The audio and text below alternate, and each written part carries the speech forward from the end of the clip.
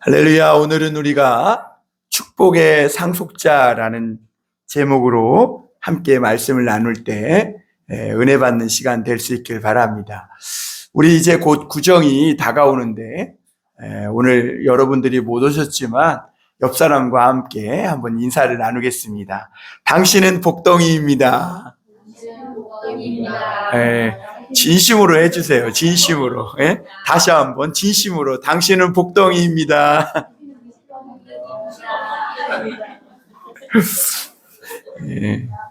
사도 바울은 로마 제국의 심장부를 향해 가지고 이 하나님의 복음을 선포했는데요.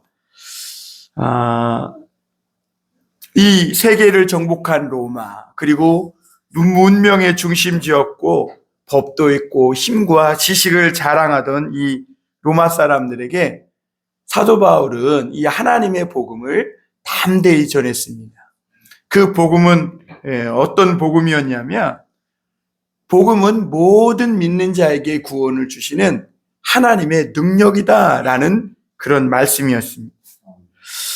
이 세상의 사람들이 겉보기에는 잘 사는 것 같고 힘도 있고 화려해도 보이고 뭔가 아무 문제 없이 사는 것 같지만 사람들은 모두 다 죄 아래 살아가고 있다는 겁니다. 그리고 그 삶은 결국 죽음을 향해 가고 있는 인생이라는 거예요. 오늘을 사는 현대인들도 마찬가지입니다. 사람들은 행복해 보입니다. 겉으로 보면 정말 불편한 것 없이 필요한 대로 살아가는 것 같아요. 기술은 발전했고 우리가 살아가는 삶의 복지는 점점 더 좋아지고 있고 정책은 좋은 정책들이 하나둘씩 더 쏟아져 나오고 있음을 볼 수 있습니다. 그런데 우리가 우리 주변을 둘러보면요, 사람의 내면은 전혀 치료되지 않았음을 볼 수 있어요. 외람되지만 우리 어제 이 노래교실에 온 어떤 분도 마음이 너무 상처가 난 채 왔어요. 그래서 커튼만 쳐도 불안하다고 커튼을 좀 젖혀달라고. 제가 그랬어요. 그분이 마음에 우울증이 너무 꽉 차서 어디 가만히 있지를 못하는데 사방을 돌아다닌대요. 눈만 뜨면. 그런데 여러분, 그랬어요. 제가 그래서 이렇게 오셔서 노래도 부르시고 교회도 나오셔서 찬양도 하고 기도도 하시고 사람들과 함께 밥도 막 퍼서 잡숫고 그러면 우울증이 떠나갈 수 있다고. 여러분, 세상이 날로 좋아지는 것 같지만 실제로 사람들의 내면은 썩어가고 있고 골마져 가고 있음을 볼 수 있습니다. 사람들을 살리는 것은 그러고 보면 제도나 정책이 아니에요. 사람의 영혼을 살리는 것은 세상의 경제가 아니고 어떤 좋은 정책도 아니라는 거예요. 오직 예수 그리스도의 이 복음, 하나님의 말씀만이 죄를 치료하고 사람을 회복시키고 사람의 영혼을 새롭게 한다는 것을 믿으시길 바랍니다. 여러분, 복음만이 죄를 치료하고 회복시키는 하나님의 능력입니다. 그리고 여러분, 이 하나님의 복음은요, 사람을 구원하는 능력만 있는 게 아니에요. 하나님의 복음은 우리 사람을 치료하고 고쳐 회복시키실 뿐만 아니라 하나님의 축복의 상속자로, 하늘의 축복의 상속자로 만드는 능력이 있음을 믿으시길 바랍니다. 여러분, 이 복음은 사람을 변화시켜서 복덩어리로 만드는 능력이 있어요. 그래서 여러분, 예수님 잘 믿는 사람 치고 세상에 복덩어리로 안 산 사람들이 없어요. 여러분, 오늘 2026년 나는 축복의 상속자가 되리라. 내가 복덩이가 되리라. 우리 가정에 내가 복덩이가 되고 우리 교회의 복덩이가 되고 내가 나아가 이 사회 속에 복덩이가 되리라. 할렐루야. 직장에서도 내가 복덩이가 되리라. 그런 꿈과 비전을 가지고 믿음 생활 잘 할 수 있기를 주님의 이름으로 축원합니다. 여러분, 오늘 로마서 우리가 읽은 이 말씀이 어떻게 하면 복덩이가 될 수 있는지, 축복의 상속자가 될 수 있는지 그 비밀을 가르쳐주고 있어요. 여러분, 오늘 말씀을 통해 깨닫고 내가 복덩이요, 내가 축복의 상속자가 되는 그런 은혜를 입으실 수 있기를 주의 이름으로 축원합니다.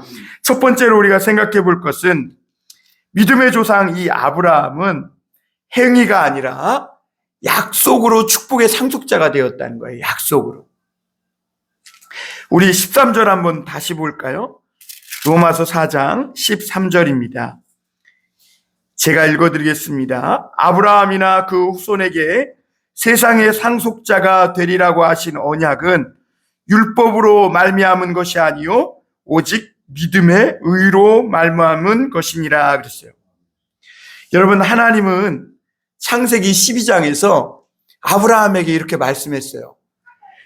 내가 너로 큰 민족을 이루고, 옛날 개역 성경에는 너는 복의 근원이 될지라 그랬는데 개역 성경에는 너는 복이 될지라 그랬어요. 복이 될지라.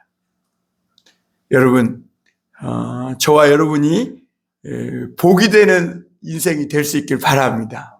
누구에게 걸림돌이 되고 가시가 되고 올무가 되고 막 눈 속에 들어간 모래알갱이처럼 눈물 나는 그런 인생이 아니라 복덩이가 되는 인생.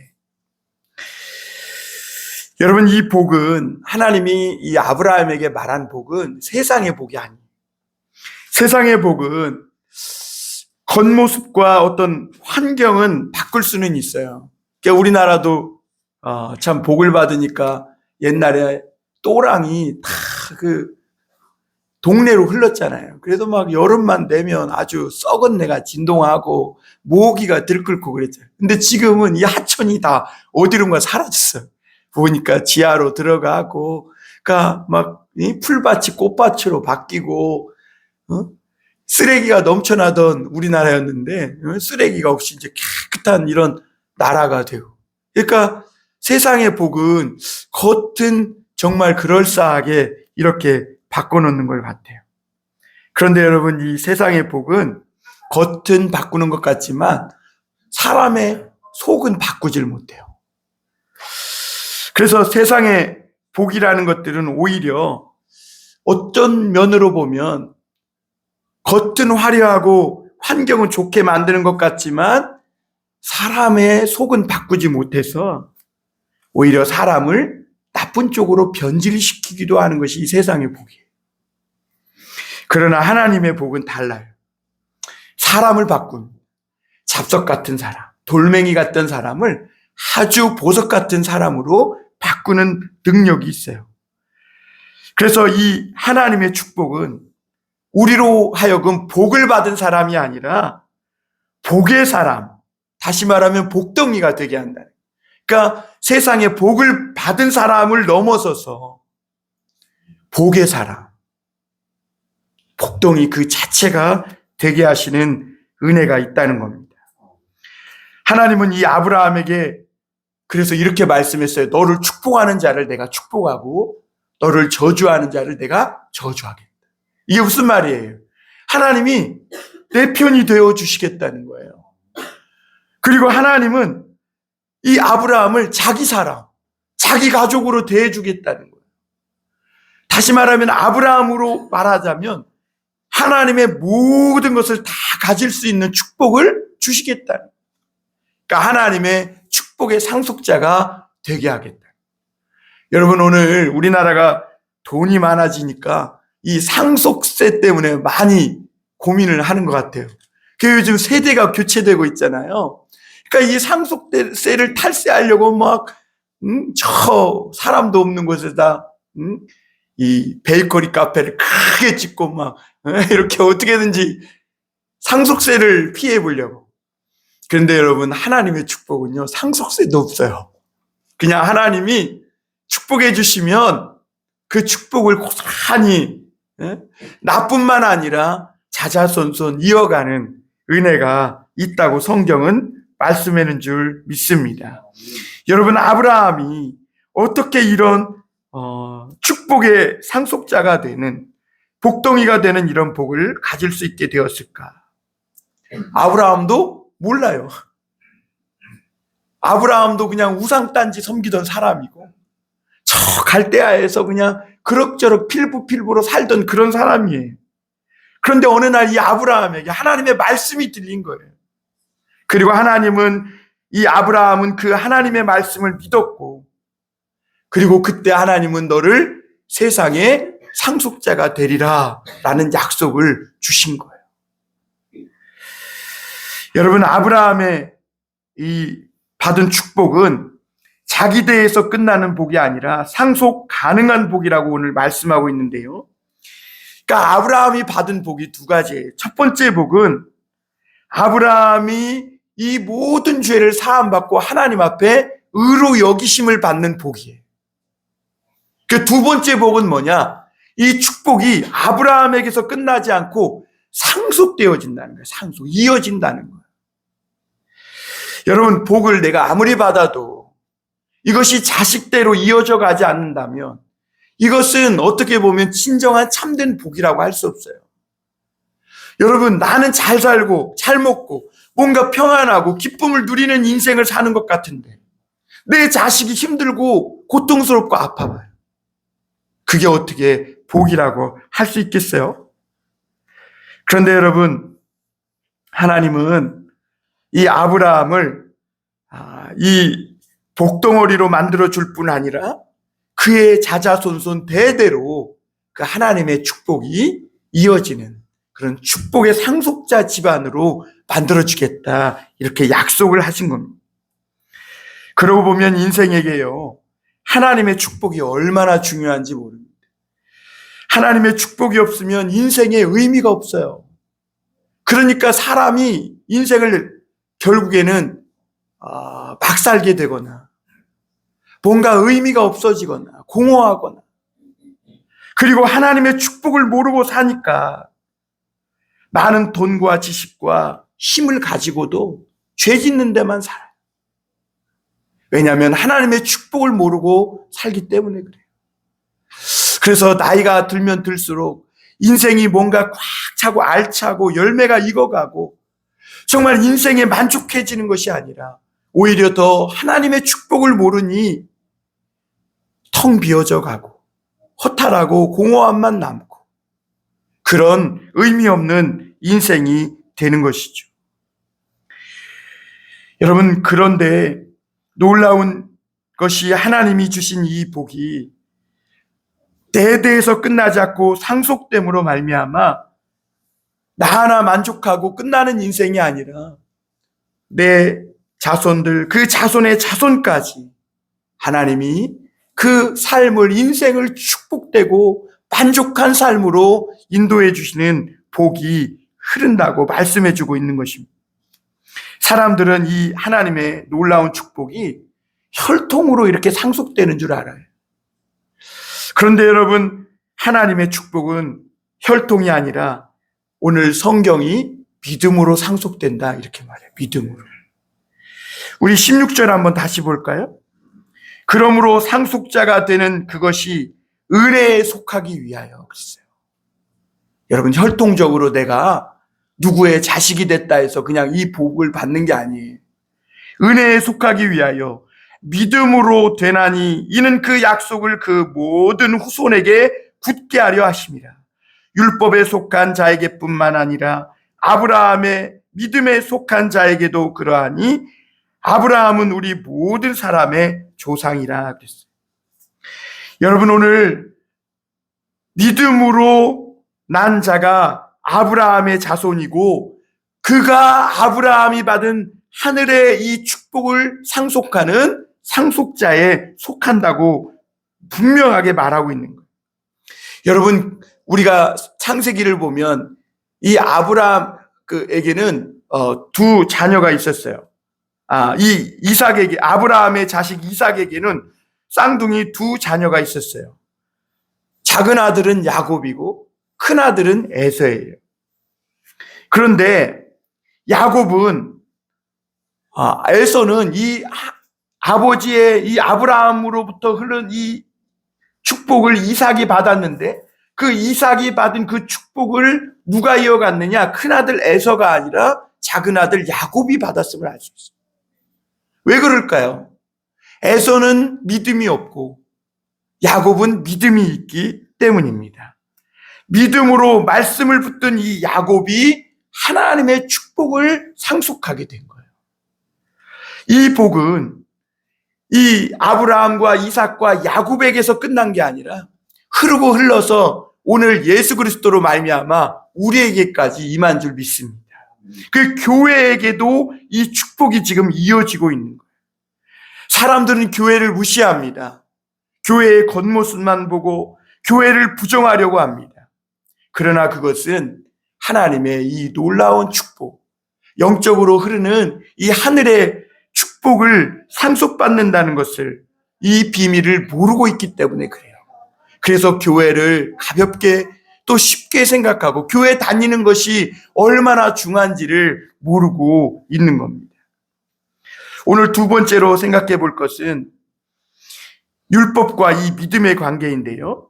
율법은 우리 사람을 종으로 만들지만 믿음은 하나님의 아들로 다시 태어나게 한다는 것입니다. 여러분, 우리 16절에 앞서 본 말씀대로 이 상속자가 되는 것은 은혜에 속하기 위하여 믿음으로 된다 그랬죠. 그런데 여러분, 13절에 다시 도로 올라가서 보면 축복의 이 상속자, 세상의 상속자가 되는 이 하나님의 말씀은 율법으로 된 것이 아니라 오직 믿음의 의로 말미암았다 그랬어요. 율법은 15절에 보면 진노를 이루게 하나니 율법이 없는 곳에는 범법도 없느니라 그랬어요. 여러분, 하나님은 율법이면 율법, 믿음이면 믿음, 하나로 하지 왜 이 두 가지를 다 주어서 우리 믿는 자들을 힘들고 복잡하게 하셨을까? 이런 생각이 들기도 하는 것이 사실입니다. 그런데 여러분, 큰 집에는 종도 있고 아들도 있는 겁니다. 종은 아들과 같이 집에 살지만 원칙적으로 아들과 종은 달라요. 종은 시키는 일을 할 뿐이고 자기 주장을 할 수가 없어요. 그리고 종은 거역하면 매를 맞고 처벌을 받아요. 그래서 종은 늘 두려움을 가지고 살아가고 이 상속자가 될 수 없습니다.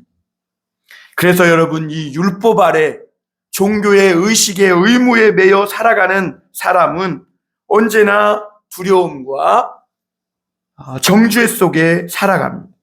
그래서 이거 못했으니까 또 저주받겠구나. 이거 못했으니까 또 하나님이 나를 치겠구나. 늘 이런 두려움 속에 살아요. 왜? 그는 율법 아래 있기 때문에 그래요. 그러나 아들은 달라요. 아들은 자기 주장을 하고 자기 요구도 하고 하나님 앞에 하나님 어찌하여 이러면서 하나님 앞에 따지기도 해요. 때로는 속썩이고 거역하며 그렇게 아버지의 말을 안 듣기도 해요. 그러나 여러분, 이 아버지가 가진 모든 재산, 그 상속은 누가 받아요? 말 잘 듣는 종이 받아요? 늘 말 안 듣고 속썩이는 아들이 받아요? 아들이 받죠. 여러분, 하나님은 오늘 이 사실을 믿는, 하나님께서 믿음으로 말미암아 축복의 상속자로 세우셨다는 이 사실을 믿는 그 사람들에게 하나님의 아들이 되는 권세를 주셨고 축복의 상속자로 세우셨다고 오늘 말씀하고 있고, 요한복음 1장 12절 13절에도 보면 영접하는 자, 곧 그 이름을 믿는 자들에게는 하나님의 자녀가 되는 권세를 주셨으니 이는 혈통이나 육정으로 나지 않고 또 사람의 뜻으로 난 것도 아니고 오직 하나님께로부터 난 자들이니라 그랬어요. 그러니까 여러분, 우리가 율법이 아니라 하나님에게 다시 태어나는 그 길이 어디에 있는가? 하나님의 말씀을 믿는 데 있는 줄 믿습니다. 그래서 여러분, 시편을 보면 다윗처럼 이 율법을 사랑한 사람들이 있는데요. 율법을 기계적으로 의무적으로 지키는 사람은 종이 되지만 이 율법을 주신 하나님을 사랑한 사람은 아들이 되는 줄 믿습니다. 그래서 여러분, 다윗은 우리와 같이 이렇게 똑같은 말씀을 가지고 율법을 늘 묵상하며 그렇게 살았는데도 율법을 지키기가 어렵다고 한 번도 불평하거나 투덜댄 적이 없어요. 다윗은 오히려 막 이 말씀, 하나님의 율법을 읽으면 꿀송이 같다, 달다, 막 천천 큰 은보다 귀하다, 이런 고백을 하며 심지어 이 율법의 말씀을 내 길의 등불이요 내 생명이요, 이 율법을 말씀을 읽으면 내 영혼이 막 소생된다, 이런 고백을 하고 있어요.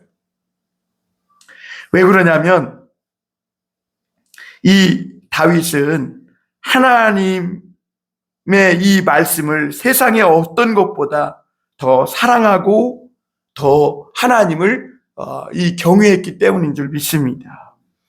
이 다윗이 어느 정도로 하나님을 사랑했냐면 그가 가진 왕의 자리, 그가 가진 부귀영화보다도 하나님을 사랑했어요. 그러니까 다윗은 이 율법을 뚫고 하나님이 마련해 놓으신 그 은혜의 자리에 덥석 앉게 된 것이죠. 여러분, 오늘 하나님께서 저와 여러분 그 믿음의 은혜의 자리로 부르시는 줄 믿길 바랍니다. 마지막으로 우리 한 가지 더 볼 것은 축복의 상속자가 되는 믿음이 있다는 겁니다. 여러분, 사람들은 믿음하면 내 기준으로 믿고 내가 믿고 싶은 것을 믿는 것이 믿음이라고 이렇게 생각합니다. 그것은 성경이 말하기를 믿음이 아니라고 해요. 성경이 말하는 믿음은 내가 중심이 아니라 누가요? 하나님이 중심이 돼요. 여러분, 제가 어느 날인가 유튜브를 봤는데 유튜브에 요즘 성도들이 드리는 예배를 그리고 그 찬양을 약간 좀 이렇게 비판하는 이야기를 쓴 유튜브였어요. 그 내용이 뭘까 가만히 들여다보니까 요즘 사람들이 드리는 예배, 이 찬양 속에는 하나님이 중심이 아니라 내가 중심이 돼요. 내가. 그러니까 하나님보다 내가 높아져요. 그러니까 하나님이 나를 좀 위로해주면 하나님이고, 하나님이 나에 대해서 어떤 죄를 지적하고 하나님이 막 나에게 바른 삶을 살라고 이렇게 하면 그거에 대해서는 못 받아들여요. 그리고 예배 드리고 싶은지 말지를 누가 결정하는 게 하냐? 하나님이 아니라 내가 결정해요. 내가 조금 예배 드리고 싶으면 그건 예배고, 내가 예배 드리고 싶지 않으면 그건 예배가 아니에요.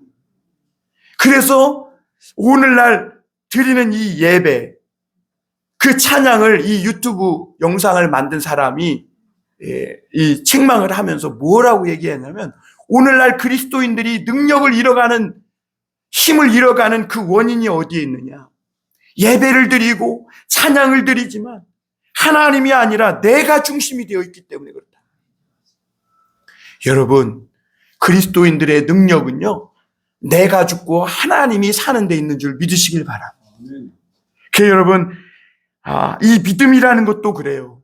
내 중심이 아니라 하나님이 중심이 돼요. 내가 하고 싶은 대로 가정을 이끄니까 어떻게 돼요? 파탄되잖아. 내가 하고 싶은 대로 내 인생을 쓰니까 어떻게 돼요? 잘 될 것 같지만 망하잖아요. 그런데 어느 날 내 인생의 자리에서, 내 인생의 중심에서 내가 내려오고 그 자리에 하나님이 들어오시니까 어때요? 형통하기 시작해. 맡겼던 것들이 풀어지기 시작해. 헝클어진 실타래처럼 그렇게 마구잡이로 엉켜있던 내 삶이 하나둘씩 질서정연하게 자리 잡히면서 하나님의 축복이 깃들게 되는 줄 믿습니다. 여러분, 하나님이 기뻐하시는 믿음은요, 세상 기준으로 보면 어떻게 보면 미친 사람 같은 믿음이에요. 야, 저 사람 어떻게 저렇게 사냐? 이럴 정도로. 여러분, 아브라함은 오늘 자기 마음에 들어서 하나님을 믿었다 이러지 않았어요. 여러분, 하나님이 본토 친척 아비집을 떠나라 그러는데 마음에 들었겠어요? 여러분, 우리가 오랫동안 살던 주거지를 이사만 해도 어때요? 얼마나 불편한 게 많습니까? 마트도 알아야죠. 은행도 알아야죠. 동사무소도 알아야죠. 세탁소도 알아야죠. 모든 것이 다 불편해요. 그런데 하나님이 아브라함에게 아브라함아, 내가 너를 복덩이로 복으로 만들어줄 테니까 너 본토 친척 아비 집을 떠나라. 그때 아브라함이 막 믿어져서 믿었을까요? 아브라함은 믿어져서 믿었다고 말하지 않아요. 오히려 믿어지지 않고 바랄 수 없는 중인데, 어떻게 보면 바래도 안 될 것 같은 불가능한 상황인데 하나님이 그냥 말씀하셨기 때문에 믿은 거예요. 그냥 하나님의 말씀이니까 믿은 거예요. 여러분, 이게 중요합니다. 여러분. 제 말을 믿으라는 게 아니에요. 하나님이 성경을 통해 말씀하셨기 때문에 믿는 거예요. 그냥 이게 믿음이에요. 여러분. 이게 아브라함이 현실을 몰랐던 사람이 아니에요. 이미 자기의 몸이 아이를 낳을 수 없다는 걸 알아요. 자기 아내가 경수가 끊어져서 더 이상 임신할 수 없다는 것도 알아요. 그런데 하나님이 100세 때 아들을 주겠다. 그러니까 믿었어요. 왜? 하나님이 말씀하셨기 때문에. 내 생각으로는 안 돼요. 인간적인 한계로는 안 돼요. 그런데 하나님이 말씀하셨기 때문에 같이 해볼까요? 그냥 믿었다.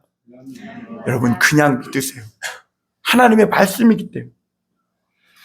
여러분, 노아는 가랑비 한 번 안 오던 시대에 홍수가 날 거라면서 저 산에 가서 막 배를 졌어요. 방주를 짓는 것은 오늘날 우리 성도들이 신앙생활하면서 믿음의 구원의 방주를 짓는 것과 같은 거예요. 저 사람들 가랑비 한 번 안 온다는데 무슨 심판에 유황불비가 떨어진다고 저기 교회 다니면서 구원의 방주를 짓는다고 저러고 있느냐는 거죠. 노아도 그랬다니까요. 그래서 사람들은 하나같이 노아에게 이렇게 얘기했어요. 야, 쓸데없이 시간 낭비 말고, 쓸데없이 돈 낭비 말고, 그렇게 살지 말고 내 살 길 찾으라는 거예요. 정신 나갔다는 거죠, 노아에게. 그러면서 노아를 무시하고 조롱했다 그랬어요. 그 노아는 그런 말을 들으면서도 세상 물정 하나 모르는 사람처럼 하나님 바보로 산 거예요. 하나님 바보. 여러분, 세상에서 똑똑해봐야 죄 짓는 것밖에 안 돼요. 하나님 바보로 사는 사람이 어리숙해 보이고, 하나님 바보로 사는 사람이 조금 미련해 보이는 것 같지만 결국 승자는 누구예요? 하나님 바보가 승리하는 줄 믿습니다. 하나님 바보로 사십니다. 여러분, 결국 심판날에 살아남은 사람은 누구예요? 노아와 그 가족뿐이에요. 홍수가 나서 다 쓸려 내려갔어요. 세상은 늘 자기 생각과 자기 기준을 믿으라고 합니다. 그러나 성도들은 알아요. 세상이 죄로 오염됐다는 걸 성도들은 알아요. 그리고 세상이 안전하지 않다는 것도 알아요. 사람들이 죄에 오염되고 탐욕스러워서 무엇도 안전하지 않다는 사실을 우리는 잘 알아요. 그런데 여러분, 반대로 말씀 믿고 살면 망할 것 같고 아무것도 안 될 것 같고 그렇지만 말씀이기 때문에 힘을 다해 이 말씀을 붙잡았을 때 하나님은 그 사람을 아브라함처럼 축복의 상속자로 세워주시고 그 믿음의 그 축복에 이 하늘의 축복이 나뿐만 아니라 자자손손 흘러서 집안이 잘 대가 이어갈수록 더 잘 되고 번성하게 되는 하나님의 놀라운 은혜가 있는 줄 믿습니다. 그러므로 사랑하는 성도 여러분, 이제 인생의 이 운전대를 하나님께 넘기는 믿음이 필요한 줄 믿습니다. 인생을 내가 운전하고 싶죠. 다른 사람에게 운전대를 넘겨주기 싫습니다. 그러나 여러분, 우리는 인생을 내가 운전하면 사고가 난다는 것을 잘 알았기에 여기 온 줄 믿습니다. 사고 다 경험해 보셨죠? 네, 접촉사고부터 대형 사고까지 다행인 것은 죽지 않고 이 자리에 온 게 은혜고 감사해요. 여러분, 내 인생이니 내가 운전하고 싶고 사고 나도 내가 사고 나고 싶고 뭐 이렇게 고집 있을 수 있어요. 그러나 여러분, 너무 지치고 피곤하면 운전대를 맡겨야 될 줄 믿습니다. 끝까지 고집하다가 돌이킬 수 없는 대형 사고가 나면 그때는 이미 늦어버리는 거예요. 예수님께 내 인생의 핸들링을 맡기시길 바랍니다. 여러분, 이제는 자율주행차도 나온대잖아요. 그렇죠? 예, 예수님께 맡기면 예수님이 자율주행보다 더 안전하고 더 편안하게 우리 삶을 인도해 주시는 줄 믿습니다. 여러분, 때로는 우리 생각에 예수님이 우리를 출세의 고속도로가 아니라 때로는 비포장길, 골짜기길, 광야, 험한 길, 이러다가는 내 차 폐차되는 거 아니냐, 이런 생각이 들 정도로 우리 인생을 막 사나운 길로 몰고 가는 것 같을 때가 있어요. 그런데 지나고 보면 그 길이 지름길이고, 지나고 보니까 그 길이 참 축복의 길이었다는 것을 여러분 알아요. 여러분, 그렇죠. 이것저것 못하고 제한받고 내 마음대로 못 살아서 때로는 좀 불편하고, 근데 지나고 보니까 어때요? 그 길이 최고 안전한 길이었고 하나님이 보호해 주시는 손길이었음을 알 수가 있어요. 누가 하나님의 상속자입니까? 하나님의 말씀의 맛을 본 사람입니다. 세상에서 실패해보고 죄의 쓴맛도 보고, 그래서 말씀 아니면 살 수 없다고 인정하고 두 손 두 발 다 들고 하나님 앞에 나와 그 말씀에 항복한 사람, 그 사람이 축복의 상속자인 줄 믿으시길 바랍니다. 사랑하는 성도 여러분, 신앙은요 전문 용어로 폼생폼사로 안 돼요. 신앙은 흉내로만 되는 것이 절대로 아니에요. 축복의 상속자는 종교 흉내낸다고 되는 게 아니에요. 믿음으로, 말씀과 성령으로 거듭나야 되는 줄 믿으시길 바랍니다. 자식은요, 어머니가 10달 동안 배 아프며 품었다가 사력을 다해 낳고, 그리고 그 어미 젖을 먹여야, 그래야 내 자식인 거죠. 그래야 그에게 뭘 주는 거예요? 축복을 상속해 주는 거예요. 아브라함은 바랄 수 없는 중에 믿고 바랐습니다. 믿음이 약해질 때도 있었고 흔들릴 때도 있었어요. 그러나 하나님이 아니라면 다 내려놓고 또 다시 붙잡고, 또 하나님이 아니라면 또 내려놓고 또 다시 붙잡고, 그렇게 말씀 앞에 끝까지 남으면서 그는 복덩어리가 된 것이죠. 사랑하는 성도 여러분, 하나님은 지금도, 우리는 야곱 같지만 말씀 붙잡고 씨름하는 그 한 사람에게 세상의 모든 복을 다 맡기시는 세상의 축복의 상속자가 되게 하시는 줄 믿습니다. 여러분, 세상의 상속자가 되게 하려고 하나님이 저와 여러분들을 이 자리에 부르셨고, 오늘 우리는 그 하나님의 놀라운 부르심 앞에 서 있는 줄 믿습니다. 너는 복이 될지라. 우리 옆 사람에게 또다시 한번 인사해 볼까요? 당신은 복덩이입니다. 네. 별로 난 복덩이가 된다니까 배 아프세요? 크게 안 하시는데. 믿음으로 응답하여 우리 모두가 세상의 축복의 상속자들이요, 복이 되는 복덩이가 다 되실 수 있기를 주님의 이름으로 축원합니다. 기도하겠습니다. 하나님 아버지,